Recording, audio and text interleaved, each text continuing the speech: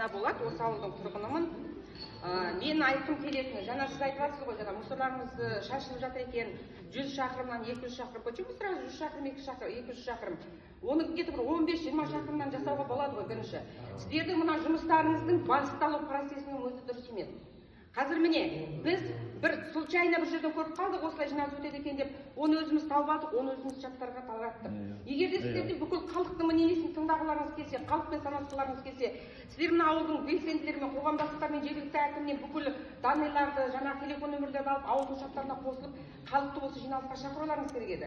Сіздерге вот этот процесс керек жоқ, сіздерге галочка ғана керек, что біз қоғамдықтың да өткіздік, там келді, адамды халқы жиналды, қанемде 50 адам жиналды, қалғаны қарсы емес деген сияқты.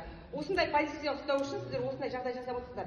Егер де действительно халықпен санасқысы келген адам болса, бүкіл бір ай бұрын сіздер жариялауға міндеттісіздер. Екіншіден, жаңағы бізде Қазақстанда на ровном месте дорогу не могут построить, ровно жерден жол салмай жатқан Қазақстан, ана жерде завод салып, мусорларды жинайды дегенге мен сенбеймін. Сосын бізге мына жаңағы өзіміздің мусоршасы компания бар, 2 жарымнан азайтамыз деп отырсыз ғой. Бізге ол біз ақшасына бір төлей алмай ақшасы күтіп отырған емеспіз. Нас устраивает, пока біздің жаңағы 2 жарым болса да, кішкене алыстау салса, тағы да ақатай міне октябрьде бітсе, арғатай мусормен басқа дальше кішкене алыстау жерден алса, ақшасы көбейеді деп отыр ғой мусордың. Біз 3 мың төлеуге де, 4 мың төлеуге де қарсы емеспіз. Лежі бұл мусор бізден кішкене подальше болсын. Қазір это красивые слова нас не устраивает. Жаңа айтып жатсыз ғой, отходтарды сөйтеміз, бөлеміз. А сіз білесіз бе, отходтың 50% органикалық отход болу керек. Органикалық отход пен бытовой отходтар заводта өңделмейді. Ол то заводта өңделу керек. А біздің Қазақстанның менталитетін біз оған жеткен жоқпыз. Мына заводқа бармай жатып, жаңағы ана елде солай екен, Қытайда былай екен, Кореяда мындай екен, бәрі таптас екен деп, мына жерде ертегі айтып жатсыздар ғой. Оған дейін халық үйінен шығарған мусор пластигін бір пакетке қойып, тамақ қалдығын бір пакетке қойып, темір-терсекті бір пакетке қойып, әрқайсысын жеке-жеке контейнерге салған кезде, сол контейнерлермен апарып сіздер сонда переработка жасай аласыздар. А сейчас у нас этого нету. Бізде балдың жемтігі, тамағымыз, пластикамыз, теміріміз, бытовой холодильнигіміз, морозиль, мұстықтаған шелегімізбен бәрі араласып жатыр. Оны ручной обработка жасалмайды.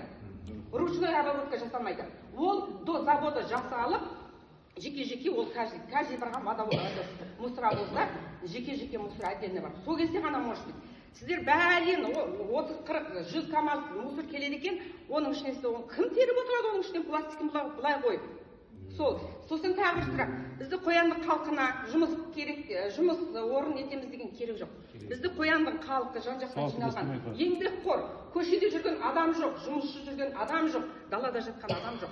Бәрінің үйінің басында баспана, временка болса да салып алып, мына тұрған қаланы алып сынбай, таңертең ерте кетіп, мына 3-те, 4-те шыққанда көшеде бізде уже адамдар көшеде тәрсі голосовать етіп тұрады. Жұмысқа барады, ерінбейді. Біздің халық үшін мусорный завод салып, ол үшін бізге жұмыс орнын ұсынудың қажеті жоқ.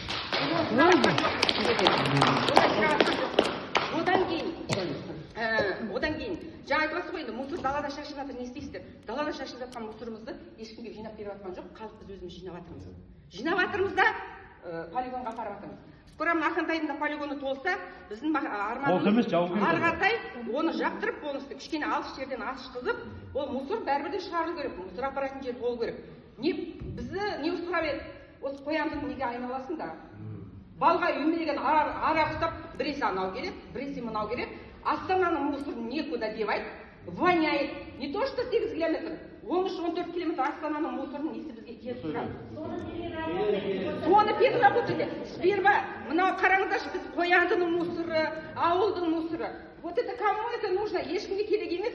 Ондай керемет болсаңыздар, мемлекеттен ақша бөліп жатса, миллиардтаған ақшаларыңыз бар болса, басқаламыз Астананың мусорына переработка жасап алыңыздаршы.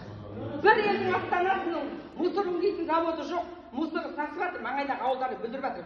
Соған мемлекет жағдай жасай алмай тұрғанда, сіздер мына қояндының мусорын маңайларыңызды тазаламыз деп айтудың қажеті жоқ. Біз сізден көмек сұраған жоқпыз. Біздің өзіміздің бар, мусор тазалайтын халқымыз бар, өз ауылымызға ие боламыз. Бұда бірнеше жыл бұрын бұл далада аяқ ашып жүре алмайтын болған. Қазір көшеміз таза, тендерға азын-аулақ ақша бөлінеді, контролировать етеміз, бәрін жасап жатырмыз.